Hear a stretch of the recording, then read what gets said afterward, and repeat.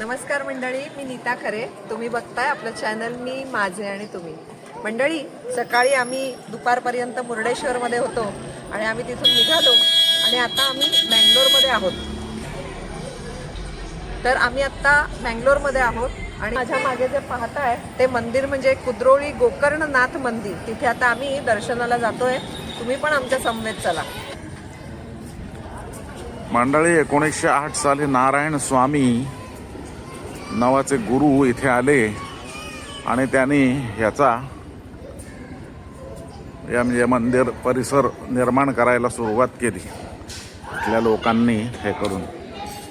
आणि 1912 साली हे मंदिर पूर्ण झालेलं आहे.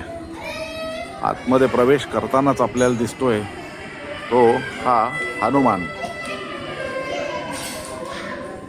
जय हनुमान ज्ञान गुण सागर. तर असा हा हनुमान आहे. हे सोनेरी संपूर्ण रंगात रंगवलेलं हे बारीक कलाकुसर हे दक्षिणेतल्या मंदिरांचं एक वैशिष्ट्य मानलं जातं. हे बघा, आरती चालू होती.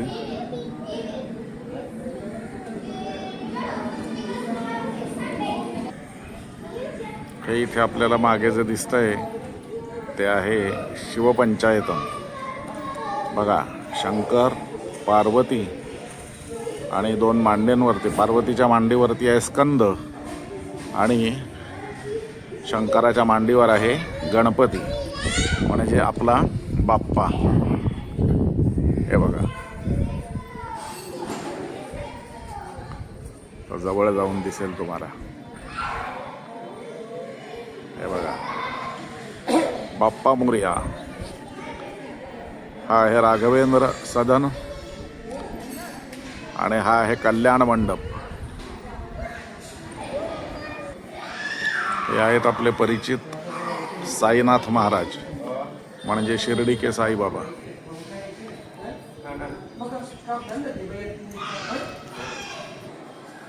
हे आहे कुद्रोली गोकर्णनाथ मंदिर आणि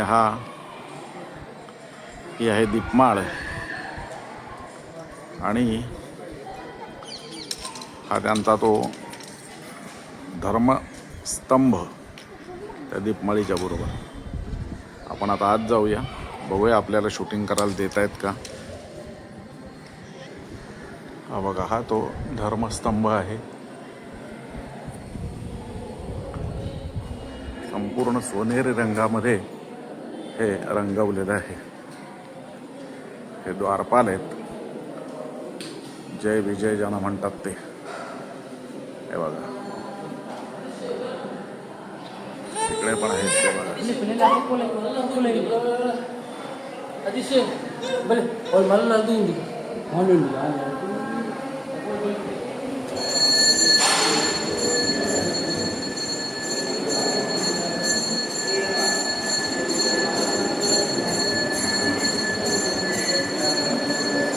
ते नारायण स्वामी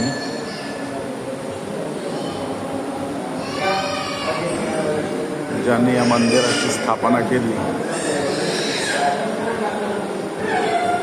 ते हे नारायण स्वामी.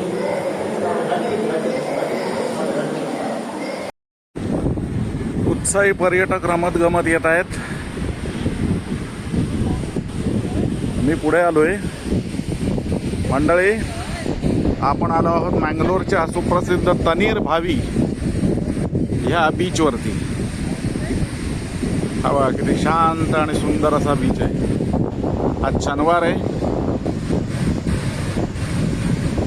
मेची 30 तारीख आहे आणि तरीसुद्धा इथे गर्दी नाही आहे. बघा किती निवांत हा बीच आहे.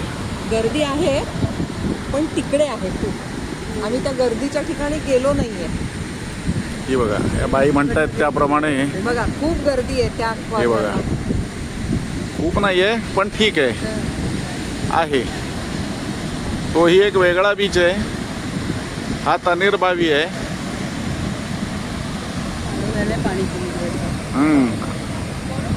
समुद्राचं पाणी काळं झालं याचा अर्थ पाऊस येण्याची शक्यता आहे लवकरच.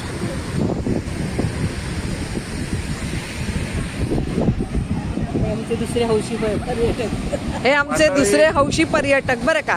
हा कुद्रोली गोकर्णनाथ मंदिराचं शूटिंग अर्धवट टाकावं लागलं. याचं कारण की तिथल्या ऑफिसमधल्या बाईंनी शूटिंग करण्याची परवानगी दिली होती, पण तो जो रखवालदार होता तो रखवालदार दरडावून म्हणाला बंद करा शूटिंग, म्हणून शूटिंग बंद केलं. त्यामुळे तुम्हाला पूर्ण मंदिराचं म्हणजे आतून दर्शन गाभ्यात वगैरे घडवता आलेलं नाही अर्थात. आणि तिथे वेळ गेल्यामुळे ह्या बीचवरती सुद्धा यायला उशीर झाला आणि त्यामुळे सूर्यास्तही नाहीसा झाला. तेव्हा आता बघूया पुढच्या कुठल्या बीचवर जाऊ, तिथला सूर्यास्त तुम्हाला दाखवू. तिथला सध्या फक्त आहे समुद्रकिनारा बघा.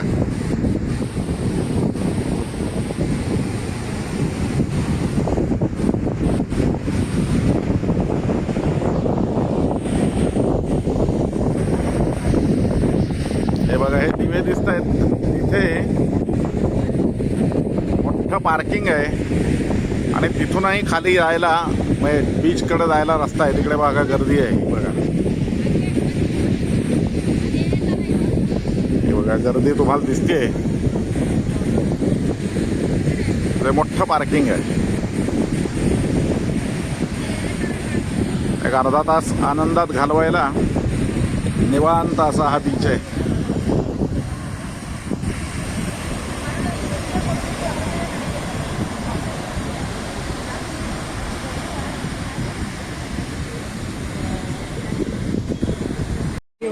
आम्ही आलो आहोत वारंगाला जाताना गुरुपूरपेठमध्ये या हॉटेल जनतामध्ये. कामत ब्रदर्स यांचं हॉटेल आहे. तिसरी पिढी हे हॉटेल चालवते. त्यातले जे शेफ आहेत ते 49 वर्ष इथे चालवत आहेत. छोटासा जॉईंट आहे गुरुपूरपेठमधला. जनता हॉटेल.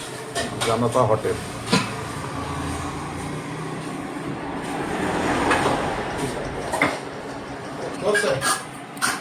आता मॅडम इथे मिळणारा फेमस तुप्पू डोसा म्हणजे तुपात वरचा डोसा. हा बघा, हा आहे तुप्पू डोसा. ही चटणी आहे, सांबार आहे आणि ही इथली फेमस गोली भजी आहेत. आता तुप्पू डोसा खाऊन सांगा काय आहे ते.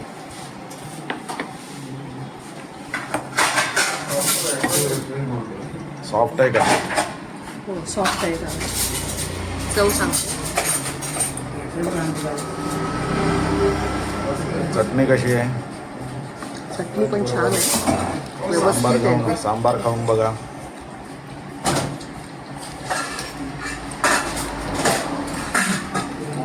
सांबारची चव पण छान आहे. हा डोसा एकदम वेगळ्या चवीचा आहे.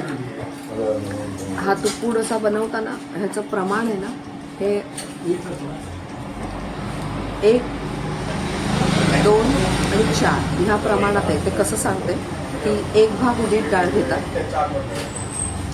3 भाग तुमचं आपलं तांदूळ आणि 4 भाग मैदा, असं सगळं वाटून हा डोसा तयार होतो आणि त्याला एकदम वेगळी चव आणि छान क्रिस्पी लागतो. हा बघा अगदी मऊ आहे आणि मस्त चव वेगळी लागते. छान खुसखुशीत पण होतो मस्त चव छान आहे. हे काय आहे तुमच्या समोर? हे काय आहे? ही आहेत गोळा भजी. उघडून दाखवा ना कशी ही आहेत. फक्त स्पॉन्जी आहेत का? आणि ही फक्त मैद्यापासून बनवतात बरं का. हां. आतमध्ये मिरचीचा स्वाद दिलेला आहे, जिरं घातलंय आणि अशी ही भजी आहे. खाऊन सांगा कशी आहेत. सांगते.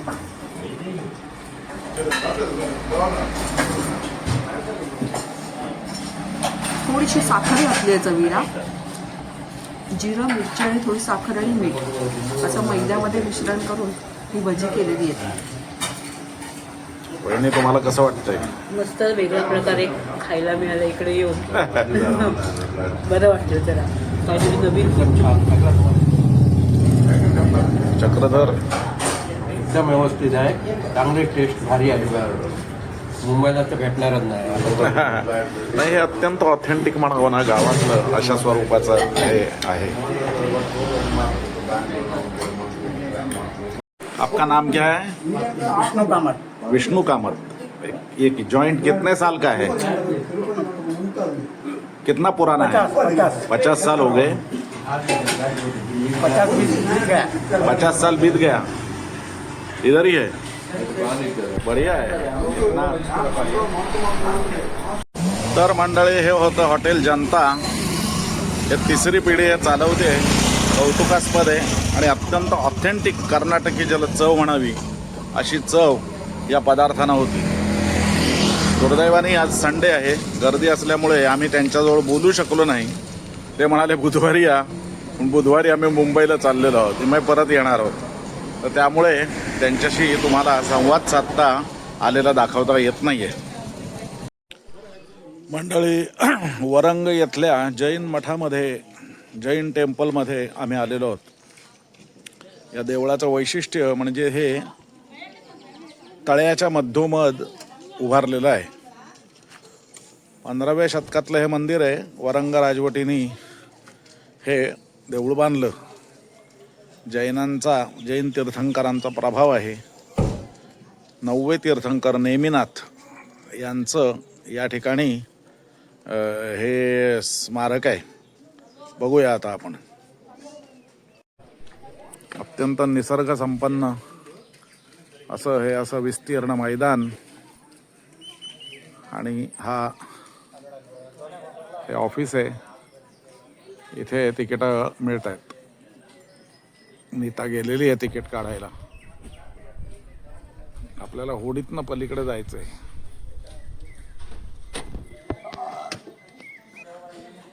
हे पर्यटक तिकीट काढून येत आहेत. किती रुपये तिकीट आहे? अरे बोल ना तोंडानी. 20 रुपये. हा, तशीच ये, तशीच जा तिकडून.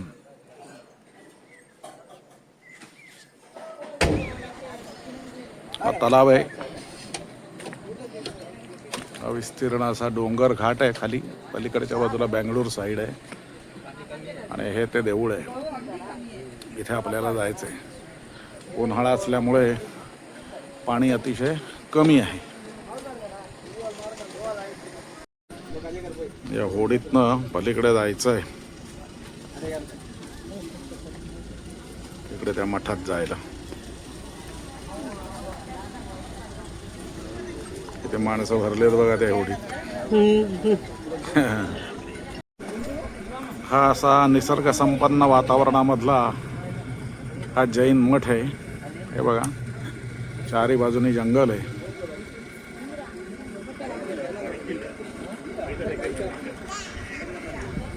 आणि ही समोरून होडी येते.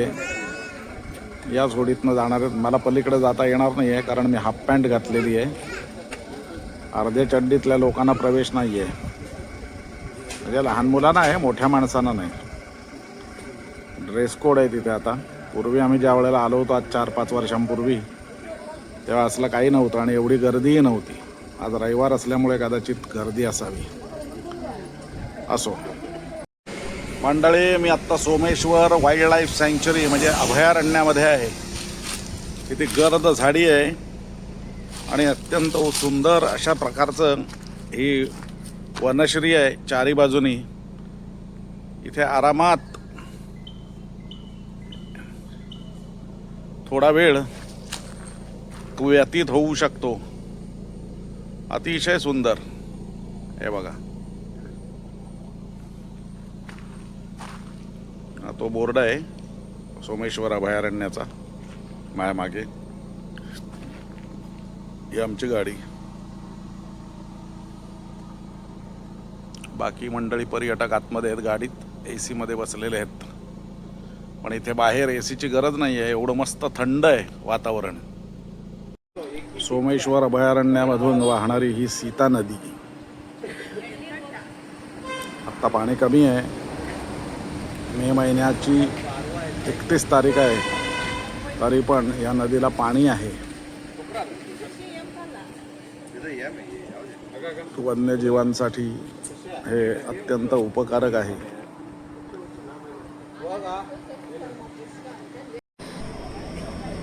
काय हेबरी ना, हेबरी.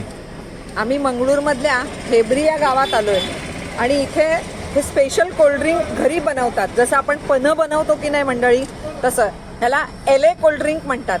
नारळाचं दूध, गूळ आणि तीळ असे वाटून दुधाला लावतात आणि साखर, असं एक कोल्ड्रिंक आता मी पितीये. एकदम वेगळी टेस्ट, मस्त आहे, छान आहे. छान आहे, छान आहे टेस्ट. वा, मस्तच. तर मंडळी, हे एले नावाचं जे पेय आहे, हे पेय शोधण्यासाठी आमची सौभाग्यवती नीता ही त्या हेद्री गावामध्ये जवळपास त्या नाक्यावरच्या प्रत्येक कोल्ड्रिंकवाल्याकडे फिरून चौकशी करून आली आणि कुणाकडेही ते नव्हतं. शेवटी एका कोल्ड्रिंकवाल्याकडे ते मिळालं आणि त्याने सांगितलं की इथे 3 जण ते बनवतात. पण त्या दिवशी नेमकं त्यांनीच ते बनवलं होतं आणि त्यामुळे ते आम्हाला चाखायला मिळालं. अतिशय वेगळं अशा स्वरूपाचं हे ड्रिंक होतं. तर मंडळी, हा आमचा 1.5 दिवसांचा तर हा मंगळूरचा हा छोटासा दौरा हा आज संपतो आहे. आम्ही या दौऱ्यादरम्यान हायवेवरतीच हेरा इंटरनॅशनल नावाच्या एका 2 स्टार का 3 स्टार हॉटेलमध्ये राहिलो. डबल ऑक्युपन्सी, AC, अतिशय उत्तम, स्वच्छ आणि अतिशय सुंदर अशी रूम आम्हाला 2300 रुपयाला दिवस अशी मिळाली आणि त्यामुळे अतिशय चांगला म्हणजे पद्धतीने आमचं राहणं अतिशय उत्तम पार पडलेलं आहे. तेव्हा हा व्हिडिओ मी इथेच थांबवतोय. तुम्हाला आवडला तर लाईक करा, शेअर करा आणि नेहमीचं सांगणं, आमचं चॅनल सबस्क्राईब करायला विसरू नका. धन्यवाद.